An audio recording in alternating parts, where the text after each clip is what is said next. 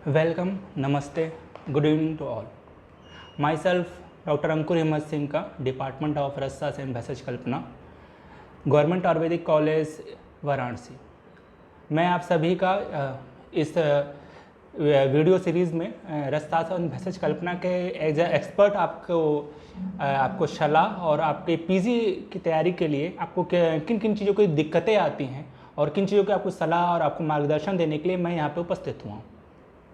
तो आज का वीडियो मेनली फोकस करेगा कि जो ये रसशास्त्र भेषज कल्पना का टॉपिक है, इसमें सबसे बड़ा डाउट्स आता है कि इसमें इतने सारे सिलेबस हैं, इतने सारे पॉइंट्स होते हैं, इसको एट ए टाइम हम इसको कैसे रिमेंबर करें।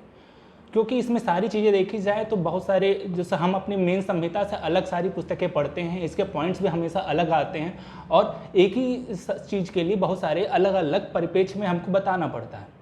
मगर जब हम सिर्फ पीजी की तैयारी के स्तर पे सोचते हैं तो हमारा कुछ एक मेन फोकस होता है कि हम बस ये चीज़ पढ़ ले, हमारी ये बात सच हो जाए। मगर ये चीज़ रसशास्त्र भेषज कल्पना के तौर पे देखी जाती है तो बहुत सारी कन्फ्यूजन आते हैं। चलिए अब इसमें जानते हैं कि इसमें हमको सबसे पहले समझना क्या होता है, जानना क्या होता है और पीजी के तौर पे हमें किन चीज़ों का ध्यान देना होता है। सबसे पहले हम जान लेते हैं बहुत ही शॉर्ट टर्म के तौर पे रसशास्त्र क्या है, भेषज कल्पना क्या है। रसशास्त्र क्या है? रसशास्त्र सिर्फ दो शब्द से बना है, रस और शास्त्र, और भेषज कल्पना भेषज प्लस कल्पना।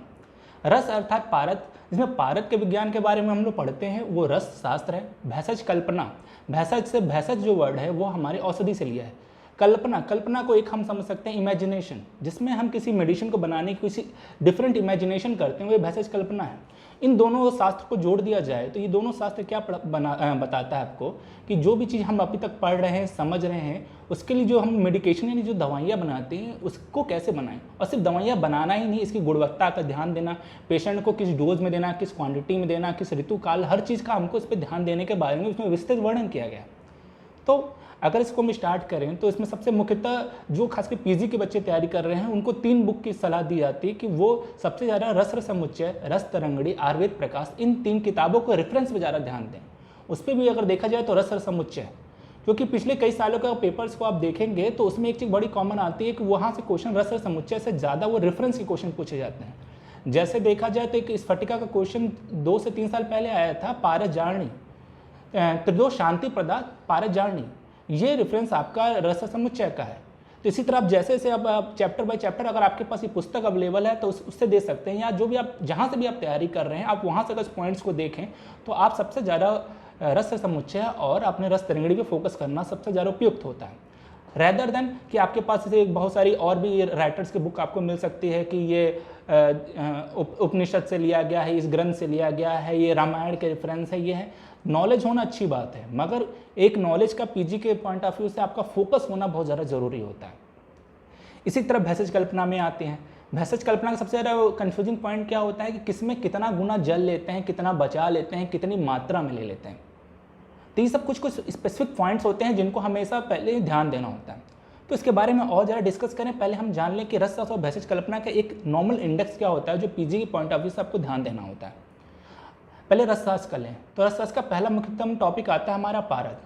पारद पे बहुत ज़्यादा डिटेल ना जाके सबसे पहले आपको पारद के दोष, पारद का सामान्य शोधन, पारद के पर्याय और पारद के जो आपके अष्टादश संस्कार, उसमें भी जो अष्टविध संस्कार हैं ये आपको ध्यान देने होते हैं। इस पर ज़्यादा ही जो अष्टादश संस्कार होते हैं इसमें आपको बहुत डिटेल जाने की जरूरत एज ए पीजी के एग्जाम पॉइंट ऑफ व्यू से जरूरत नहीं होती है। इसके बाद पारद में ही आता है तो फिर एक नया चैप्टर शुरू होता है कि हम लोग क्लासिफिकेशन ऑफ रस औषधि और क्लासिफिकेशन ऑफ रस द्रव्यास। अब ये क्या होता है क्लासिफिकेशन ऑफ रस औषधि? जब रस औषधि को 4 प्रकार से क्लासिफाई किया गया है, जिसको खरली रसायन, परपटी रसायन, कुपिपक रसायन और परपटी रसायन बोला जाता है। इसके बारे में डिस्क्रिप्शन पूरा डिटेल तो नहीं आता, बहुत अच्छा हुआ आ सकता है तो ये एक नाम दे सकता है कि आरोग्य वर्धनी किस में आती है, खरली रसायन, परपटी, ये तो इसका एक गुणवत्ता के तौर पे इसको क्लासिफाई किया जाता है। और कुछ जगह इसके इंग्रेडिएंट के बारे में पूछा जाता है, जिसको हम लोग फॉर्मुलेशन कहते हैं। एक क्वेश्चन आता है डिटेल रसशास्त्र में क्लासिफिकेशन ऑफ रस द्रव्यास। हमने पहले बताया क्लासिफिकेशन ऑफ रस औषधि, दूसरा बताया क्लासिफिकेशन ऑफ रस द्रव्यास। ये क्या है? महारस, उपरस, साधारण और इत्यादि इत्यादि। मेन कन्फ्यूजन सबसे ज़्यादा स्टूडेंट्स को यही आती है कि महारस को कैसे याद करें, उपरस को कैसे याद करें, साधारण रस को कैसे याद रखें। सबसे पहले जानने की यार कि हम रस शास्त्र पढ़ क्यों रहे हैं। हमने पहले बताया रस और भेषज कल्पना का मेन जो टॉपिक है वो हमको औषधियों को बनाना, उसकी गुणवत्ता को मेंटेन करना है। तो रस शास्त्र जो ये रस औषधियाँ हैं कहीं ना कहीं खनिज द्रव्य हैं जो हमको ज़्यादातर अपनी धरती से, अपनी पृथ्वी से प्राप्त होती हैं। तो जो पृथ्वी से अगर प्राप्त होने लगा, सिर्फ हम इसे कहते हैं लौह भस्म। अगर मैं सिर्फ लोहा को खाना हो, क्या आप ये ज़मीन से उठा हुआ लोहा खा सकते हैं? नहीं।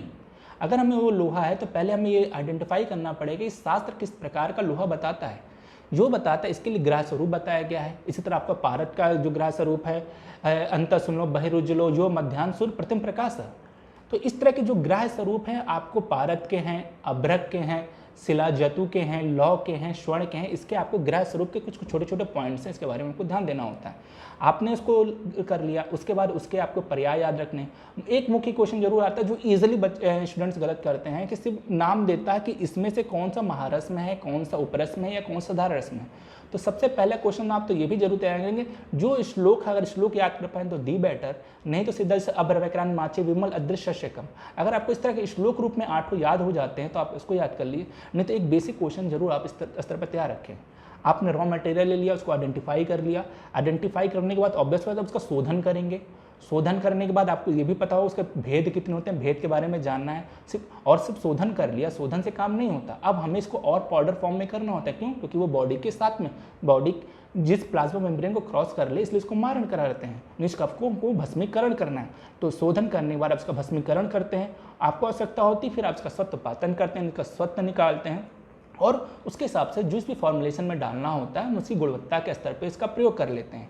तो ये कुछ सीरीज होती है जिसको आपको ध्यान देते हुए तैयारी करनी है कि सबसे प्रथम उसका आप पर्याय याद कर लीजिए, उसका ओरिजिन कैसा है, उसका भेद कैसा है, उसका शोधन कैसा है, उसका मारण कैसा है, उसका सत्वपातन कैसा है।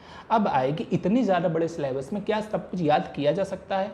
देखा जाए भाई आपके मेमोरी कैपेसिटी पे आप बिल्कुल कर सकते हैं, मगर एक मेन फोकस के तौर पे कहा जाए तो अगर आप कई साल के पेपर्स को आप लगाते रहेंगे तो आपको एक चीज़ दिखाई देगी कि अब, और खास करके एक चीज़ को जरूर ध्यान देना चाहिए, आज का एग्जामिनर आपसे कोई रटी रटाई ज्ञान नहीं लेना चाहता।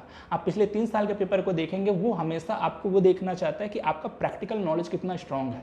भले रसशास्त्र एक दूसरी तरह के ब्रांच में आती है, मगर वहाँ से क्वेश्चन जो आपको आएंगे वो ये है कि आप प्रैक्टिकली सच में आपने उसको लैब में बनाया होगा, या आप भविष्य में कभी औषधि बनाते हैं तो वो आपके काम आएगी। जैसे पिछले साल आपका एक क्वेश्चन इंस्ट्रूमेंट से आया, उससे पहले आपका क्वेश्चन सिर्फ एक द्रव के गुण के लक्षण से आया। तो आपको इन चीज़ों पे ज़्यादा ध्यान देना, रेदर देन कि आप सबके शोधन को याद करें, सबके मारण को याद करें, ये इतना इंपॉर्टेंट नहीं होता। इसके बाद हम कुछ बात कर लेते हैं थोड़ा सा भैषज कल्पना के टॉपिक पे। भैषज कल्पना में आपका पंचविध कसाई कल्पना है, स्वरस कल क्वाथ हिम फांट। आपको अगर हो सके तो इसकी परिभाषा जरूर कम से कम चरक की तो याद रख ली कि चरक आपके सिलेबस में आपको पीजी के एग्जाम में देना है। क्वाथ में कितना जल है कि 1:8 का है, 1:16 का है। एक चीज़ का जरूर ध्यान देना है कि आचार्य क्या लिखा है, सारंगधर दे रहा है कि चरक दे रहा है, इस बात को ध्यान देना है। हाँ, एक पुराना पैटर्न जरूर चला आ रहा है कि अगर भैषज कल्पना का क्वेश्चन दिख रहा होता है तो हम सारंगधर के तौर पर सोच लेते हैं, मगर आज के पॉइंट ऑफ व्यू के हिसाब से ऐसा कुछ भी नहीं है। अगर आचार्य मेंशन नहीं कर रहा है और आपके पास दोनों ऑप्शन चरक और सारंगधर के हैं तो आप दोनों में से आपको जो समझ में आता हो आप लगाइए। आप इसको बाद में क्लेम करने की सुविधा आपके पास उपलब्ध होती है, आप क्वेश्चन क्लेम करिए। अगर बात आपकी क्लेमिंग सही आती है तो आपका जवाब सही माना जाएगा और उसके बाद आपसे रीजन पूछा जाएगा, आप अपना रेफरेंस की आप फोटो उठा के वहाँ क्लिक करके अपलोड कर सकते हैं। तो इस तरह की सारी चीज़ से विवादों से आप बहुत ज़्यादा हट चुके हैं। बहुत ज़्यादा हर शास्त्र पे मत जाइए कि ये इसका लक्षण है वैसा लक्षण है, इस पर जाने की जरूरत नहीं है। इसके अलावा जो आपका गुग्गुल है, वटी है, टैबलेट है, इनके आप जनरल चीज़ें याद रखिए। जैसे चूर्ण में आपका हिंगवाष्टक चूर्ण आता है, तो आप सोचेंगे आप कितना याद कर सकते हैं। ठीक है, सब कुछ याद मत करिए, और हिंगवाष्टक चूर्ण में एक रेफरेंस जरूर है कि प्रथम कवल के साथ लेते हैं। तो ये कुछ वर्ड आते हैं, क्वेश्चन जरूर आता है कि ऐसी कौन सा ड्रग फॉर्मुलेशन है जो प्रथम कवल में लेते हैं, तो हिंगवाष्टक चूर्ण लेते हैं। फिर एक क्वेश्चन संजीवनी वटी पे आता है कि ऐसी कौन सी औषधि है जिसमें विष औषधि है, तो भल्लातक और वशनाप आपके संजीवनी में आता है। इस तरह लवण भास्कर चूर्ण है। चित्रकादि वटी, चित्रकादि वटी का बहुत फेमस क्वेश्चन रहा है कि इसके आप भावना द्रव्य क्या रहते हैं, मातुलम स्वरस में लेते हैं। किस अध्याय में चरक ने बताया है, तो गृहिणी में बताया है। इन सारी चीज़ों को, थोड़ी छोटी छोटी चीज़ों को जो आपके मेनली शास्त्र के अंतर्गत है, बहुत ज़्यादा आपको अपने सिलेबस को विस्पर नहीं करना है, इसी को आपको ध्यान देते हुए इसी को तैयारी करनी है। इसके बाद एक बहुत सारी चीज़ आती है कि हम इसमें बहुत सारे फॉर्मुलेशंस हैं, उसको कैसे तैयार करें। फॉर्मुलेशन के लिए वैसे तो बहुत सारी ट्रिक्स मतलब अलग अलग राइटर्स अपने हिसाब से बनाते हैं, अलग स्टूडेंट अपने हिसाब से तैयार करते हैं, मगर इतने सारे फॉर्मुलेशन को आप अपने स्तर पर नहीं जा सकते। बहुत अगर आपको करना हो तो आप अपने यूजी सेकेंड ईयर के सिलेबस के हिसाब से कुछ क्वेश्चंस को तैयार कर सकते हैं। जैसे आरोग्यवर्धनी है, आपका ये हिंगवाष्टक चूर्ण है, सीतोपलादी है, तालिशा, जैसे सीतोपलादी, सिंपल सी बात है, सी तो प ला दी 16 8 4 2 1 के रेशियो में दिया जाता है। आपको इसी बेसिस पे पढ़ना है और खास करके रोगाधिकार पे ध्यान देना है। और अब रिसेंट के 3 साल में देखा जाए तो ये रोगाधिकार के क्वेश्चन भी कहीं ना कहीं चरक और सुश्रुत के डिपेंड हो गए, तो आपका काम कहीं ना कहीं और ईजी हो चुका है। चलिए इसी के साथ और हम थोड़ा अगर डिस्कस करेंगे कुछ चीज़ें कैसे याद करनी है, उसकी भी थोड़ी सी हम ट्रिक आपसे थोड़ा सा शेयर करते हैं जिसके बारे में आपको हेल्प होगी। जैसे आता है पारद के दोष। पारद के दोष की अगर ट्रिक हम नॉर्मल में देखें तो पारद के वैसे 12 दोष बताए हैं, उसको सिंपल से आप याद कर लें। 3 मुख्य दोष है। नया, क्योंकि पारद आपने नया टॉपिक पढ़ा है तो उसका ट्रिक भी नया है। NYA, नया मतलब नैसर्गिक, Y से यौगिक, A से औपाधिक। तो नया 327, तो नैसर्गिक 3 है, यौगिक नाम योग मतलब 2, जब आप 2 को जोड़ेंगे तो यौगिक होगा, तो यौगिक 2 है, और आपकी औपाधिक में 7 है। तो इसी में आता है। और एक ट्रिक और आप देख लें कि नैसर्गिक जो दोष हैं उसको दूर कैसे किया सकता है। जो नैसर्गिक दोष हैं वो होते हैं विष, बहनी और मल। 3 प्रकार के दोष बताए गए हैं, विष, बहनी और मल। अगर नाम से देखें तो भी इसका पता करते हैं इसके लक्षण क्या हैं, मगर रस समुच्चय के हिसाब से देखा जाए तो विष और बहनी, मल, इनको दूर करने के लिए आप एक ट्रिक और लगा सकते हैं। इसको सिंपल से रख लीजिए, चित्रकूट। नया 3 प्रकार के दोष हैं, उसमें नैसर्गिक में विष, बहनी, मल 3 प्रकार के होते हैं। इसको दूर करने के लिए रस समुच्चय ने बताया चित्रकूट। चित्र में च से चित्रक है, चित्र त्र से त्रिफला है, और कूट कू से कुमारी है। तो आप चित्रकूट करके इस तरह करके आप चीज़ों को तैयार कर सकते हैं। इसी प्रकार के यौगिक दोष हैं, औपाधिक दोष हैं, ये बहुत सारे डिटेल टॉपिक हैं। इसके अलावा एक क्वेश्चन बहुत आपका फेमस क्वेश्चन आता है पारद के संस्कार। पारद के संस्कार में जैसे मैंने कहा कि आपको पूरा एक श्लोक एक डिटेल पे जाने की इतनी आवश्यकता नहीं होती। ज़्यादातर वही पूछता है कि इस संस्कार के बाद कौन सा संस्कार आता है, या कुछ बहुत मेन लक्षण, जैसे कि मूर्छन, मूर्छना है, जारण क्या होता है। तो ये सब क्वेश्चन अक्सर वो श्लोक वाइज में पूछ लेता है। अब से स्वेदन संस्कार है, पहला जो होता है स्वेदन संस्कार है, तो इसके बारे में क्या है, मल शैथिल्य कार्यक्रम। ऑब्वियस सी बात है, कोई चीज़ हमारे क्या खाना अगर तैयार करते हैं, बर्तन धुलना होता है तो उसको गर्म पानी में डाल देते हैं ताकि वो मल ढीला हो जाए। फिर उसके बाद होता है कि होने में कभी हम इसको स्क्रब करते हैं, यानी इसका मर्दन करते हैं, बहिर्मल विनाशनम। अगर आप इस पैटर्न से थोड़ा समझ के अगर आप पढ़ेंगे तो ये पारद के संस्कार के एक जो मेन लक्षण है वो आपके कंप्लीट हो सकते हैं। इसके बाद छोटे छोटे क्वेश्चंस और बन सकते हैं कि आता है मूर्छना में सगंध मूर्छना क्या है, निर्गंध मूर्छना क्या है, सअग्नि मूर्छना क्या है, निराग्नि मूर्छना क्या है। मूर्छना का वही होता है कि मूर्छना जो पारद की व्याधि क्षमता को बढ़ाने के लिए जो प्रोसेस की जाती है उसी को मूर्छना कहते हैं। एक बात आती है मूर्छन। जब भी क्वेश्चंस आए तो प्लीज़ आप ध्यान दें कि मूर्छन पूछा गया है कि मूर्छना पूछी गई है। और इसके बाद एक पॉइंट आपका भैषज कल्पना में आता है स्नेह की मूर्छना करना। वो स्नेह की मूर्छना एक अलग कॉन्सेप्ट होता है, यहाँ का मूर्छना एक अलग कॉन्सेप्ट है। अब आया सगंध मूर्छना, निर्गंध मूर्छना क्या। सगंध जिसमें गंधक हो, उस जब गंधक के साथ जो मूर्छना की जाती है उसे सगंध मूर्छना कहते हैं। जैसे कज्जली, जैसे आपका समीर पन्नगरस है, मकर ध्वज है। ये निर्गंध मूर्छना जिसमें आपका सीधी सीधी बात में जिसमें आपका गंधक ना हो, जैसे रस पुष्प, रस कर्पूर। इसके बाद आती सअग्नि मूर्छना, निराग्नि मूर्छना। ऐसी मूर्छना जिसमें अग्नि का भी संयोग किया गया हो, जिसमें से रस पुष्प, रस कर्पूर। निराग्नि मूर्छना से कज्जली। कज्जली जो है आपकी सगंध निराग्नि मूर्छना हुई, क्योंकि इसमें गंधक तो डाला गया है मगर इसमें अग्नि का प्रयोग नहीं किया गया। आज का जो क्वेश्चन बनते हैं इस तरह के स्टैंडर्ड क्वेश्चन जरूर बन सकते हैं कि which of the following is not correct for Kajjali. तो सगंध मूर्छना, निराग्नि मूर्छना। क्वेश्चन छोटा होगा, पॉइंटेड होगा, मगर इसमें आपको बताना है।